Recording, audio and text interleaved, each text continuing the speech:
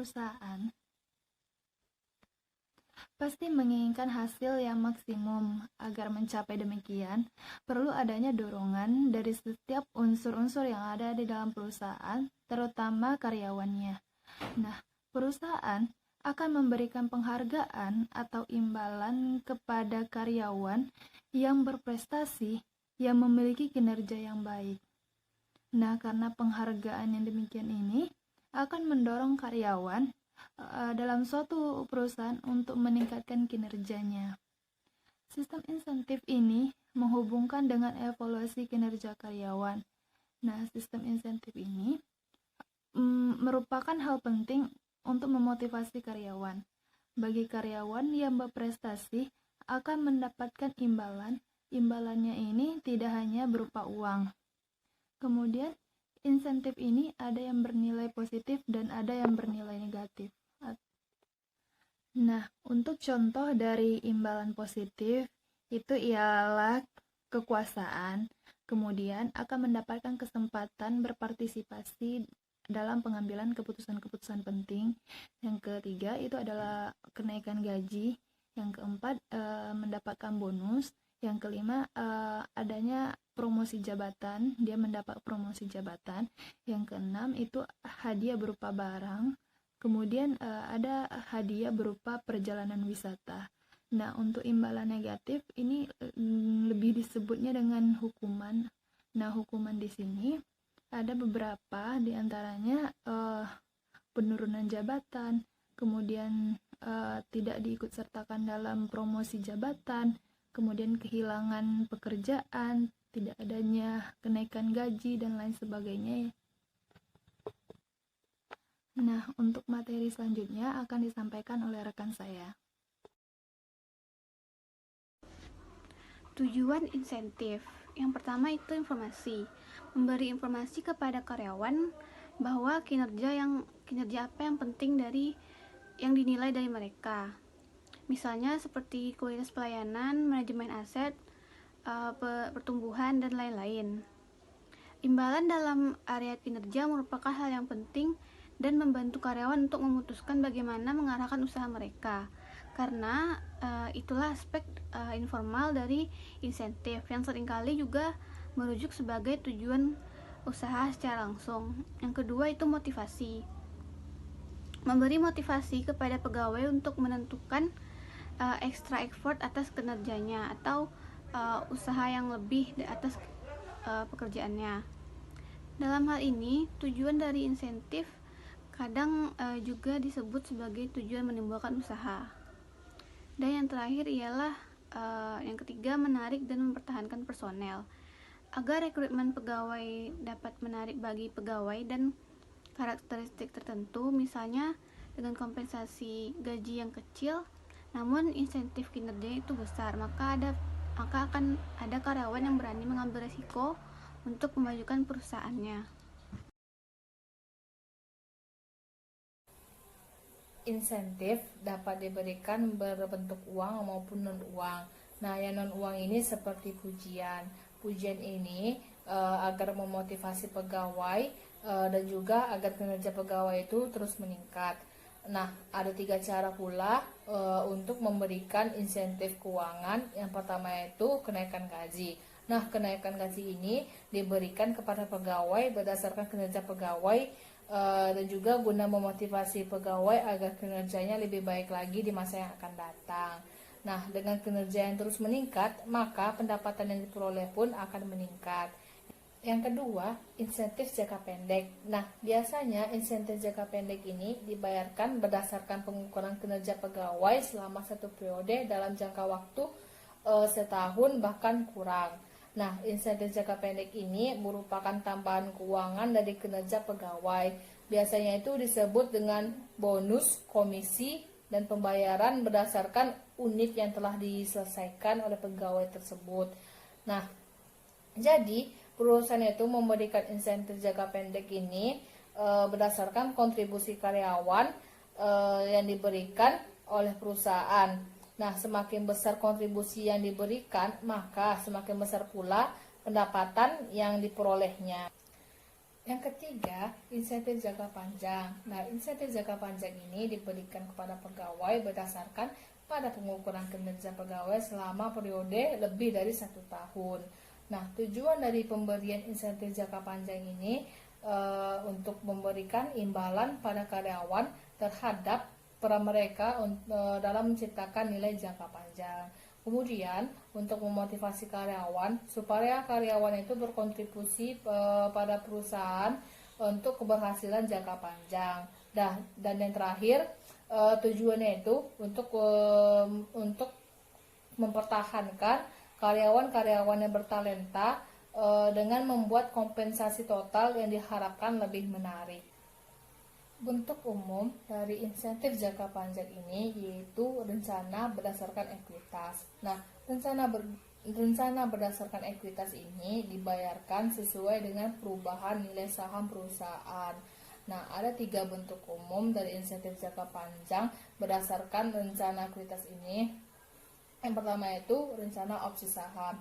Nah, rencana opsi saham ini yaitu memberikan hak kepada karyawan untuk membeli beberapa jumlah saham dengan harga yang telah ditetapkan. Namun, menurut perspektif insentif ini, karyawan itu memperoleh manfaatnya itu ketika harga saham itu naik. Jadi, karyawan itu termotivasi untuk meningkatkan terus nilai saham perusahaan tersebut. Yang kedua, rencana saham terbatas. Nah, rencana saham terbatas ini sering juga disebut dengan giveaway atau pay for pause karena memiliki beberapa nilai dan penjualan itu juga terbatas. Nah, insentif ini juga berupa saham, tapi pegawainya itu dibatasi dan tidak boleh untuk menjual kembali saham tersebut selama beberapa periode tertentu. Nah, dan juga saham ini menghilang bersamaan dengan waktu dan keberlangsungan pekerjaan. Yang ketiga, saham kinerja atau rencana opsi. Rencana opsi ini bentuk penghargaan kinerja dengan membuat pemberian saham dan non-saham selama beberapa tahun periode kinerja. Pilihan kinerja merupakan tipe lain dan penghargaan kinerja. Dan juga pilihan kinerja ini berasal dari alternatif pilihan saham yang membuat pilihan eksekusi yang tergantung pada perbaikan tujuan. Kriteria untuk mengevaluasi sistem insentif. Nah, untuk mengevaluasi sistem insentif kita harus memperhatikan beberapa kriterianya. Yang pertama, imbalan harus memiliki nilai. Imbalan yang tidak bernilai tidak akan memberikan motivasi. Bagaimanapun juga, selera terkait imbalan bervariasi pada masing-masing orang. Misalnya, dibandingkan dengan manajer puncak, manajer pada tingkat yang lebih rendah mungkin lebih tertarik pada perlindungan otonomi mereka dan perbaikan kemungkinan untuk promosi, dan sebagai tambahan adalah ukuran pendapatan dalam jangka pendek. Selanjutnya, yang kedua, memiliki pengaruh. Jika imbalan yang bernilai disediakan dalam jumlah yang kurang akan berdampak kontraproduktif. Karyawan dapat merasa terhina dan bereaksi dengan emosi sebagai bentuk penghinaan dan kemarahan. Yang ketiga, dapat dimengerti. Karyawan seharusnya dapat memahami dengan baik untuk alasan apa imbalan diberikan dan nilai dari imbalan tersebut. Yang keempat, tepat waktu. Penundaan pemberian imbalan setelah kinerja dilakukan akan melemahkan pengaruh motivasi bagi karyawan. Imbalan yang diberikan dengan segera juga akan menaikkan tingkat pembelajaran yang dapat diambil dari penerimaan imbalan dan berhubungan dengan kinerja yang diberikan. Yang kelima, tahan lama. Imbalan seharusnya lebih besar nilainya jika perasaan senang yang dihasilkan dengan pemberian imbalan bertahan lama jika karyawan terus mengingatnya. Kemudian yang keenam, tidak dapat dibatalkan. Pengevaluasian kinerja seringkali membuat kesalahan dan beberapa keputusan imbalan sulit untuk diperbaiki dibandingkan yang lain. Contohnya, promosi adalah hal yang sulit untuk dibatalkan.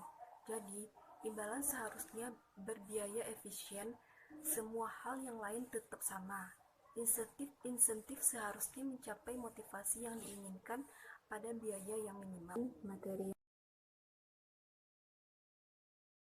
dalam bagian ini, kami membahas 3 desain pilihan yang berhubungan dengan sistem desain. Sejauh ini, imbalan ditentukan dengan formula, bentuk dari fungsi insentif kinerja, dan ukuran dari pembayaran insentif. Nah, yang pertama yaitu ada formula insentif. Tipe dari imbalan yang diberikan dan didasarkan pada apa yang biasanya dikomunikasikan untuk pengambil bagian dalam rencana insentif pada formula insentif dan menjelaskan kontrak insentif yang mungkin ditulis secara detail. Ini biasanya terjadi pada kasus rencana bonus tahunan pada sebagian besar organisasi. Yang kedua yaitu bentuk fungsi insentif. Nah, ketika imbalan yang dijanjikan diformulasikan, hubungan antara imbalan dan dasar penghargaan seringkali ditentukan oleh imbalan hasil atau fungsi insentif kinerja. Pada tingkat pusat laba, sebagian besar perusahaan menentukan batas bawah atau ambang yang lebih rendah pada kontrak insentif jangka pendek. Selanjutnya yang ketiga ada ukuran pembayaran insentif. Oleh karena karyawan hampir selalu menilai uang, pembayaran variabel yang proporsinya signifikan seharusnya dapat memotivasi mereka untuk mencapai tujuan kinerja. Lebih jauh lagi, paket kompensasi yang menawarkan pembayaran lebih signifikan tergantung pada kinerja pada risiko pembayaran atau pembayaran untuk kinerja. Tampaknya menarik karyawan yang percaya diri mengenai kemampuan mereka untuk membuat hasil dan atau keinginan lebih untuk menerima risiko. Nah, teman-teman, di sini kelompok imbalan itu memiliki keunggulan.